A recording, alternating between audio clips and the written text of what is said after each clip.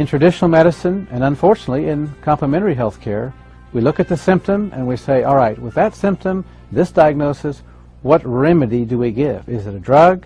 Is it surgery? Is it an herb? Is it colonic therapy, acupuncture? What is it? But we fail to ask the primary question, the basic question, which is, what is the cause? If you have a headache and you go to the doctor, he prescribes aspirin, you take the aspirin, your headache goes away. What would logic tell you as to the cause of your headache? Well, that's simple. Aspirin deficiency. And yet, there is no such thing. We do not get a headache due to a salicylic acid deficiency. We haven't asked what the cause is.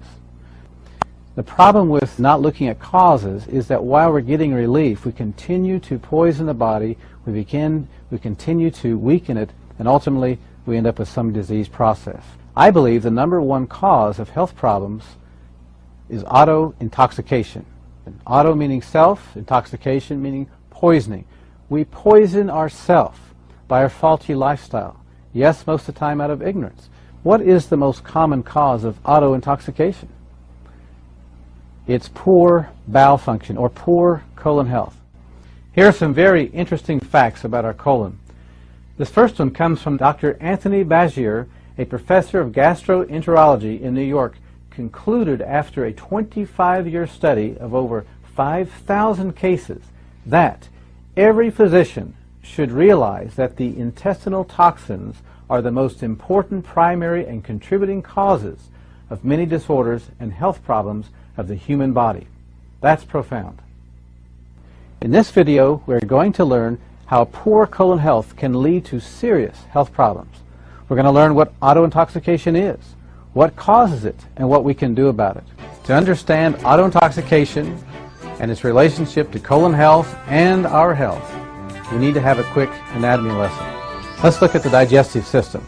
Digestion begins in the mouth. As we chew our food, saliva mixes with the food. Saliva contains some enzymes that begin the process of digesting that food. We swallow the food, it goes down into the stomach where digestion continues. From there, the food goes into the small intestine where digestion finishes up, and then food is absorbed through the villi in the small intestine.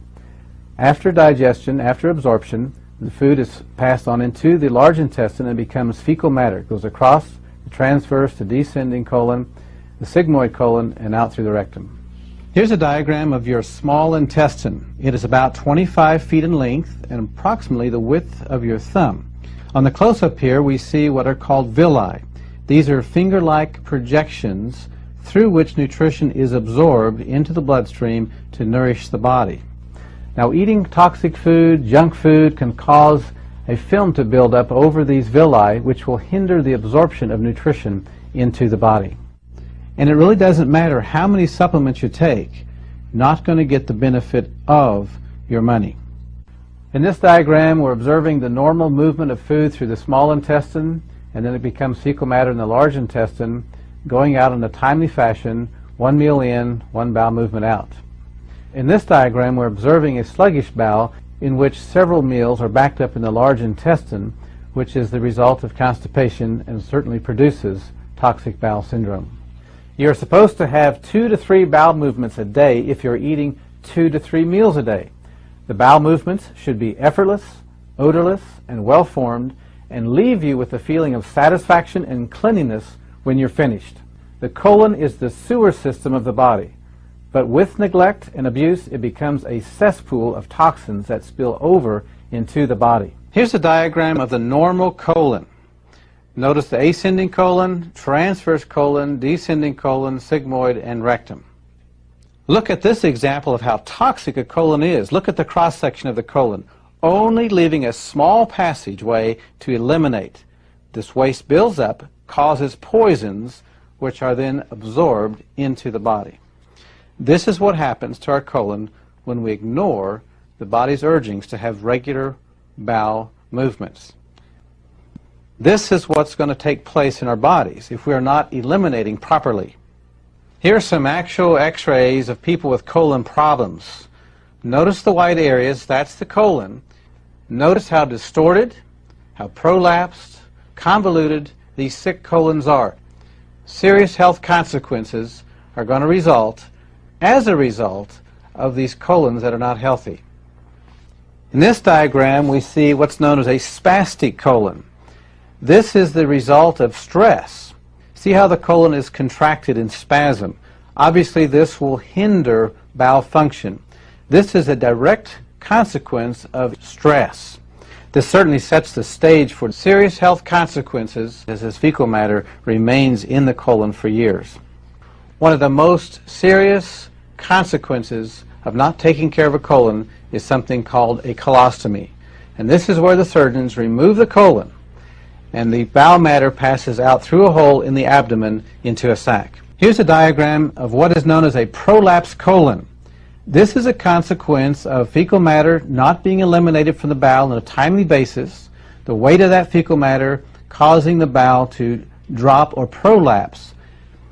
When that colon hits the lower part of the abdomen, it's going to put undue pressure on the structures there, bladder, perhaps prostate in the male, and in the female, the uterus and the female organs, causing consequences in those areas.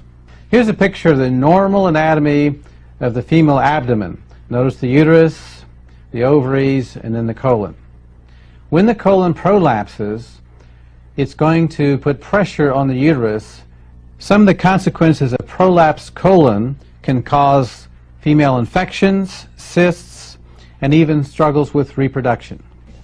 Here's a view of the male anatomy of the lower abdomen. Notice the proximity of the colon to the bladder and the prostate.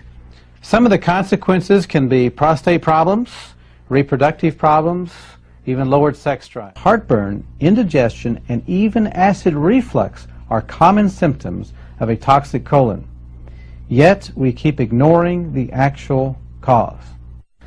To understand the full consequence of both toxic bowel syndrome and constipation, or autointoxication, we need to understand the main systems of elimination. There are 5 main avenues of waste elimination from the body. The first avenue of elimination is the colon. Another condition that can result of toxic bowel syndrome is called megacolon. Now, megacolon is when the colon of normal size expands up to 5 times its normal size. This is simply due to poor bowel function, not eliminating on a timely basis. As a consequence, the toxic debris sits in the colon for days, perhaps, and weeks, we don't know. You know this person who's got the big gut, skinny legs. You ever look at that and wonder what's going on there? Now you know. How about halitosis, bad breath? That's another consequence of toxic bowel syndrome. This is where the toxins absorb into the body and they're exhaled through our lungs. So that brings us to the next avenue of elimination, which is the liver. The liver is designed to filter the blood. If the colon becomes plugged up and we have this rotting material, it's got to overflow somewhere. The liver is the first one to get it, and we'll have certain symptoms that can result from that. For example, headaches. This is simply the brain crying out because it doesn't like this toxic blood that the liver is not filtering. Low energy.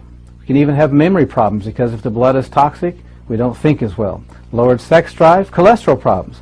The liver is the primary gatekeeper of the blood fats, and if it's congested, it can struggle to maintain our cholesterol level. Even joint problems, and the next line of defense is the kidneys. Since the colon, the first line of defense, is not able to handle it, then somebody else has to. So now we have the kidneys are overloaded. Going to have kidney problems. Consequence of that can be blood pressure problems, even low back pain. What's the next avenue of elimination?